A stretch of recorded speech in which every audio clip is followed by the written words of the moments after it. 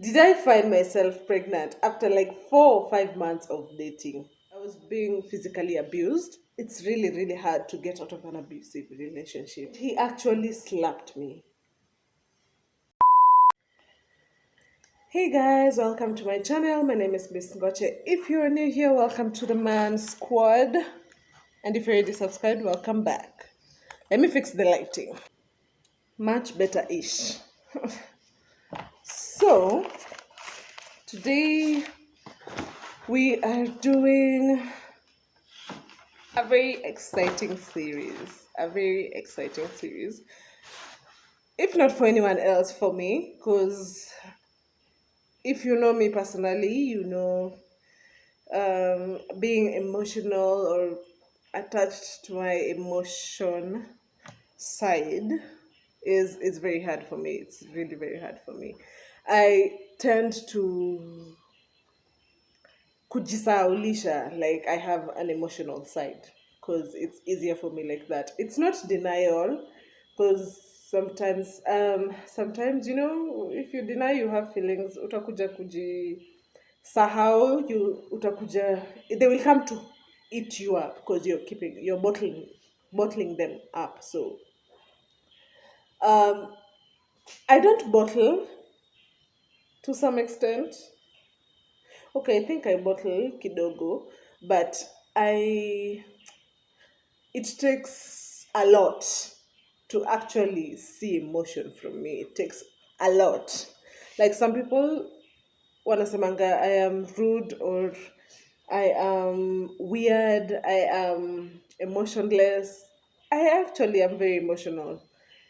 I just don't show it in public or to anyone per se. So yeah, so today's episode is about, as you can see from the title, it is me being pregnant at 19. So, for those who don't know, I am a single mom, and today we're going to talk about uh, my first pregnancy, my firstborn, yeah, firstborn basically. Um, Let me tell you, no one can prepare you for pregnancy. Like no one can actually prepare you for pregnancy. I got pregnant at 19. So, I was not home because, you know, childishness and ujinga iliniambia you can't do this. Like get out of home when in sembigi, toka home and ukaishi peke yako because huwezi sikiliza mzazi, wende ule msee. So, ukaishi peke yako. Like don't do that. Don't be like me. Stay at home. Go to school. Finish your schooling. Like, don't be like me. Please don't. Anyway, so it led to me thinking I got my shit together. So I left home and I was living alone. But I think I was 19. 19. I turned 19 when I was outside my dad's house. So yeah, I was not home when I was turning 19. So I met this guy. Hmm. Hmm? Sips water.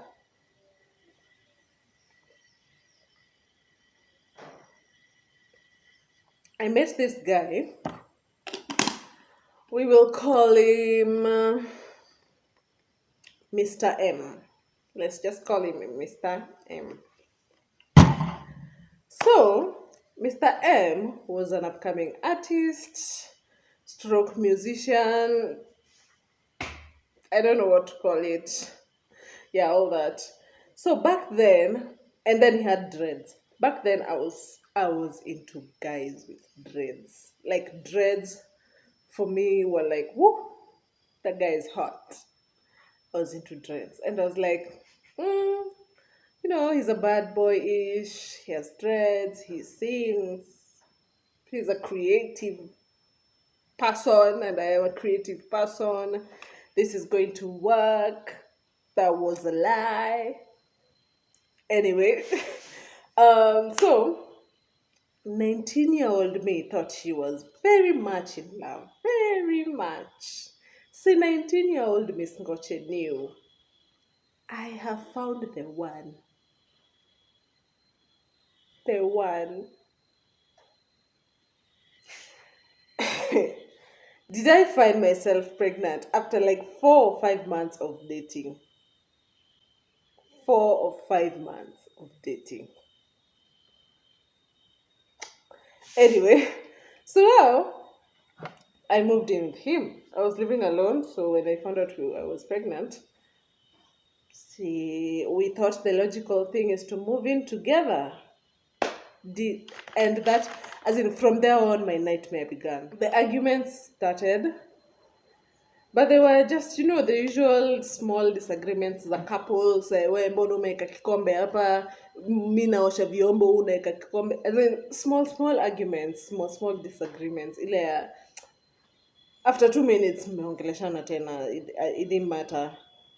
Then, we started having financial problems. Because where I was working as a shisha girl. So where I was working, see, I stopped working. I'm pregnant, so I stopped working. I moved in with him, stopped working. I was just staying at home, basically. Then he was going hustling. My friend, aki usidanganywe boy anaenda hustle. Anaenda hustle. Boy anakwambia ati naishia hustle. Hustle gani? Which hustle? Where is the hustle? What is hustle? How is hustle? Ask yourself all those questions. Anyway, si uchafu, it's a scar healing. So, anyway, so we started having financial problems. So me, I still stayed because I was telling myself, I'm 19, I'm pregnant, nilitoka home na pride. I don't know how I'm going to go back to that same home. Na nilitoka nikijisikia mimi ni msembigi. So I told myself, nitachilapo, I'll just stay. Sometimes by the day, we used to sleep hungry. Mind you, I'm pregnant. I can mind you, I am pregnant. We used to sleep hungry sometimes. Like, anaweza kuja home ati hustle yake haijaget kitu. And I'm like, bruh. But 1 and 1 does not make sense. This 1 plus 1 does not make sense. But no, I still stayed. I was just staying there. And then one day, matter escalated, and he actually slapped me. He he actually like slapped me, and it shocked me. Like ilinipata by surprise. I did not know what to do. I did not know how to react. I didn't even cry, mind you. I didn't cry. Like it was shock, utter shock, like pure shock. Nilikuwa tu like, and I need to just say this a little louder so that the people at the back can hear. If he lays a hand on you the first time, it will not stop. It is a habit. It will not stop. Get out. Run. Run, my friend, run. Like I wish I had I had this because I wouldn't have gone through an abusive relationship while pregnant. That was unnecessary trauma for me. Unnecessary trauma, unnecessary emotional distress, unnecessary physical, emotional, psychological effects on me. Because at that point, by then nilikuwa najiambia ata change. Like amenichapa mara moja. It's cool. Mimi nilikuwa kwa makosa, it's fine. Like we victimize ourselves. My friend, haizi kuwa anakuchapa. Who is he to lay a hand on you? The only people allowed to lay a hand on you, even if you're 50, is your parent. 1 plus 1 doesn't make sense. Why is he hitting you? It doesn't make sense. But bado, your girl was still there. Like, nilikuwa tu nimechill hapo. Minding my own business that is hurting me. Minding, hata siambii msee. Like, I had two very, very, very close friends. Okay, there's a circle that I had of like 5 friends, but 2 of them who are really, really close to me. I didn't even tell them because I was scared. By the kuna times tulikuwa tumetoka kuargue asubuhi, like he has really slapped me really hard, like hata nikimove jaw I can feel it hapa nyuma, but nitaenda ni meet nao mabeshte wangu tukule ice cream tukule chipo, like that friend, there's a friend of mine nakumbuka nilienda tukameet na yeye this mall, what is it called, iko Langata Road. I can't remember the name. Iko place our university. This portion. Strathmore. Karibu na Strathmore University. Some mall that is usually there. Like at the end of Mbagathi Road. I can't remember the name. Tulienda hapo. And mind you, asubuhi tumetoka kuargue na Mr. M. And argument yenye imelead to mimi nikatandikwa. And I'm still there laughing. How are you? I'm good. How is fine? I'm good. I'm like, right now, when I think of those days, I don't want to say I'm stupid because I was not stupid. I didn't know any better. Okay, I knew, but you know, when you tell people in an abusive relationship, why are you not leaving? Mbona wewe ni mjinga hivyo unakaa hapo unachapwa? Yes, si mjinga by the way. Like they're not stupid. They're not sitting there because they want to. First of all, for me, I was looking at I'm pregnant, I'm 19, I left home. Where am I going? You know, I started asking myself these questions and I'm like, hata nikitoka hapa, where am I? Woo. Excuse me.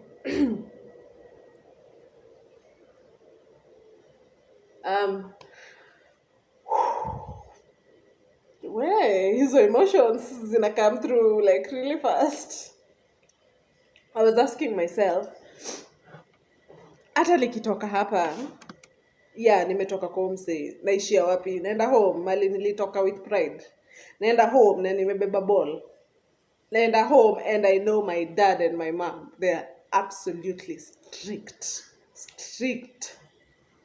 And that, mind you, at like 4 months pregnant, nilikuwa nishaanza kuchapwa. And my mom didn't know I was pregnant. There was a time we went to pick, I went home and no one knew I was pregnant. I only told my sis, and it was hard. Like, never judge a person who is in an abusive relationship. Uanze kumvictimize, like mbona hautoki, mbona hau. It's hard. It's really, really hard to get out of an abusive relationship. And coming from experience, I really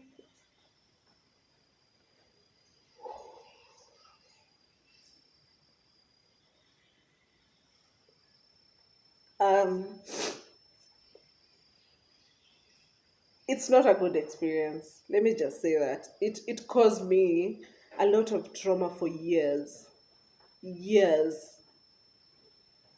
And I thank God for a supportive family. Because if it was not like for supportive family, me by the jury, I really don't know. Um, I don't know how I would have survived. I really don't. Whew. Um, anyway, the situation that we were living in, we started having financial problems, all that, and some of my that close circle, some of them started telling me that I should go back home. You know, wakaanza kutumia manjia, like they want to throw me a baby shower, and they're like, so you go back home so that we throw you a baby shower, you know, your mom's house is bigger, blah blah. But in the back of my head, I know they are caring for me. Like, wanna try kunirudisha home because they can see the situation. They couldn't see that I was being physically abused, but they could see my mood was down. Me, before that relationship, like anyone could tell you, like Ngoche alikuwa ule msee. Nilikuwa G all the way, like gangster girl, that was me. And I went into that relationship and my self-esteem went from 110 to negative 110.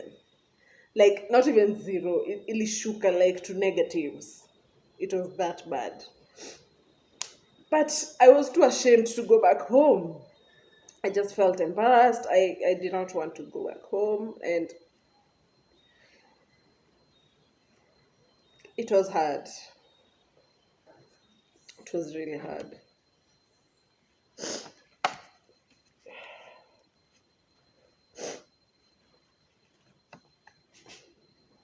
I did not mean to be emotional.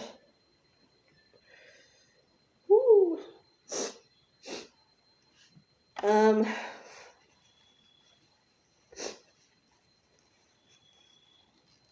anyway, eventually it got too much.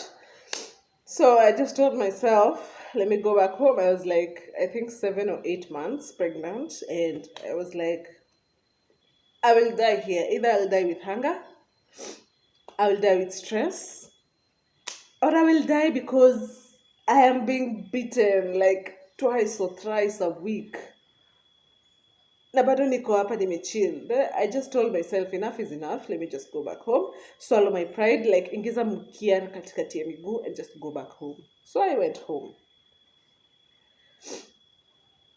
But it was not until my firstborn was up. So I went, gave birth, all that, but then he was there for the birth. I even allowed myself to still call him for the birth. Niko like, mimi ni msee mzuri. Mimi ni msee mzuri, wacha tu nimuite. Kamuita nini? Nikizaa. I was in labor for 2 days. He was there for, I think, 1.5 or 1 day. Then nikazaa. Then I think he came that evening when I had already delivered. Tukakuwa fiti, minor arguments through the phone, but hiyo haikuwa inanishtua because I'm like, you just, when you two see ama unifanyie anything you want, but you are miles and miles away from me, so no problem. It was not until my kid was about 3 or 2.5 years, that I started telling people that I was physically abused by my baby daddy. And I was like, and I told my fam first, then I told friends. I didn't tell all friends. Like I think only 2 or 3 people know about this situation. Of course, now some of them are subscribed to my channel, so now they know. But it was something that was really hard to go through. It was something that was really hard for me to open up about and even accept that I did that to myself. There's that victim mentality that unasema, wangejuaje, it's not their fault, ni mimi nilikuwa nimeikalia. As in, it was not anyone's fault. Ni mimi nilikuwa nachapwa na nikaalau nikachill hapo. But no, don't tell yourself that. Like, don't. You were beaten, you were physically abused. The abuser is the one who is wrong. You are the victim here. So, but it was not over. Like, it was not over. Even while I was still at my parents' place, he still had a way of causing chaos. He started coming to our place, akiwa amevuta vitu zake, to my mom's place. As in, the guy, the nerve that he had. So, and he did this for the next like 2 or so years. And in my mind, I was just like, you utafanya nifukuzwe kwetu, like chill. And then in my mind nilikuwa like, what was this that I got myself into? What was this? But Hakwa, what the day what he put me through after giving birth, after like my kid was like 3, I feared for my life and I feared for my kids' life.